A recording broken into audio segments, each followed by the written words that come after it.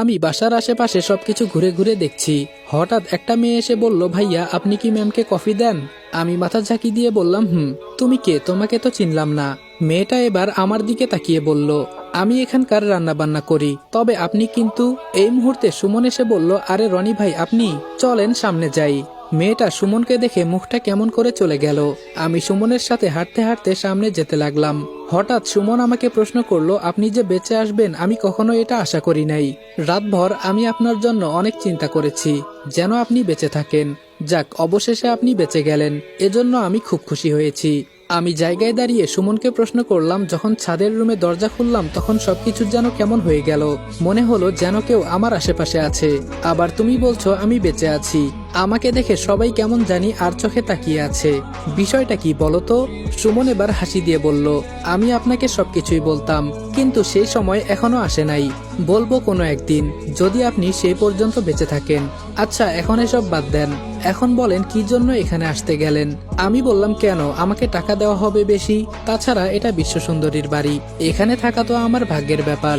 আমার কথা শুনে সুমন কেমন জানি চোখের পানি ছেড়ে মায়াবী দৃষ্টিতে আমার দিকে তাকিয়ে থাকলো। চোখের পানি মুছে বলল, আমাকে এখন যেতে হবে। আর সবকিছু সবাইকে বলতে নেই, কিছু কিছু কথা গোপন রাখতে হয়। আর সবকিছু আপনি ধীরে ধীরে জানতে পারবেন। 10 বছর থেকে আজকে পর্যন্ত বাহিরের আলো বাতাস দেখি নাই।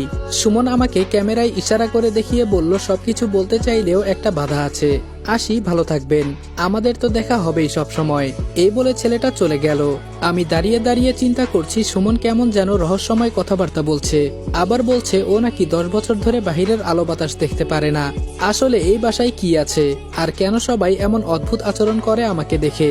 সবকিছু আমাকে খুঁজে বের করতে হবে। রাত পর্যন্ত ঠিকমতো ডিউটি করে ছাদের রুমে চলে গেলাম, কিন্তু আজকে 1 সেকেন্ডের জন্য মুক্তাকে দেখি নাই। ও কোথায় থাকে সারাদিন এটাই তো বুঝতে পারছি না। ঘড়ির দিকে তাকিয়ে দেখি এখন বাজে রাত প্রায় 10টা। ছাদের এক কোনায় দাঁড়িয়ে নিচে তাকিয়ে আছি। এই বাসার আশেপাশে কোনো ঘরবাড়ি, এমনকি কোনো আলো হয়তো নেই। সবকিছু কেমন যেন অন্ধকার। আমার কাছে এই বাসাটা রহস্যময় মনে হয়। হঠাৎ কেউ বলে উঠল, কি মিস্টার রনি? পেছনে তাকিয়ে দেখি মুক্তা চলে আসছে। মুক্তার দিকে তাকিয়ে বললাম, আরে মুক্তা তুমি? মুক্তা হাসি দিয়ে বলল, আমি। তো বলো, কেমন কাজ কাম করলে আজকে?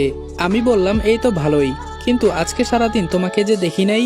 মুক্তা হাসি দিয়ে বলল, দেখবে কিভাবে, আমি এক জায়গায় একটা কাজে গিয়েছিলাম। আমি বললাম, বুঝলাম, তা এত রাতে তুমি ছাদে আসলে যে? মুক্তা বলল, আমি জানতাম তুমি এই সময়ে ছাদে থাকবে, তাই এখানে আসলাম। আমি বললাম, ছাদে রুম নিয়েছি বলে সব সময় যে ছাদেই থাকবো এটা তেমন কোনো কথা না। মুক্তা এবার আমার দিকে তাকিয়ে আমার পাশে দাঁড়িয়ে এক এক করে বলতে লাগলো, আমি সারাদিন কি কি করেছি, কোথায় কোথায় ছিলাম, সবকিছুই বলে দিল। সব শুনে আমার মনের ভেতরে কেমন যেন একটা ভয় জেগে গেল। মুক্তা এত কিছু কেমন করে জানে? না, আমাকে আরো সাবধান হতে হবে। মুক্তা সব সময় আমার উপর নজর রাখছে, এটা আমি বুঝতে পারছি। এবার আমি মুক্তার থেকে একটু দূরে গিয়ে বললাম, সবকিছুর একটা সীমা থাকা দরকার। আমি কি করছি না করছি এটা তোমার দেখা ঠিক নয়। তুমি হয়তো আমাকে ফলো করছো, তাই না? মুক্তা বলল, কে বলেছে আমি তোমাকে ফলো করছি? এবার মুক্তা আমার কাছে এসে আমার চোখের দিকে তাকিয়ে বলল, আমাকে কি সারাদিন একবারও তুমি দেখেছো বাসায় যে এসব কথা বলছো বাবু?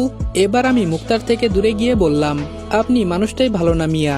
মুক্তা হেসে বলল, আমি আর ভালো হতে চাই না। এখন শোন, তোর কেসটা মাটি চাপা হয়েছে, কিন্তু তোর সৎ বাবা বলে বেড়াচ্ছে মায়া নাকি তোর স্ত্রী, ওর পেটে নাকি তোর বাচ্চা। তুই আবার ফিরে গেলে ওরা তোর উপর থেকে কেস তুলে নিয়ে মায়ের সাথে আবার নতুন করে তোর বিয়ে হবে। তুই কি এখন ফিরে যেতে চাস সবকিছু প্রমাণ করে?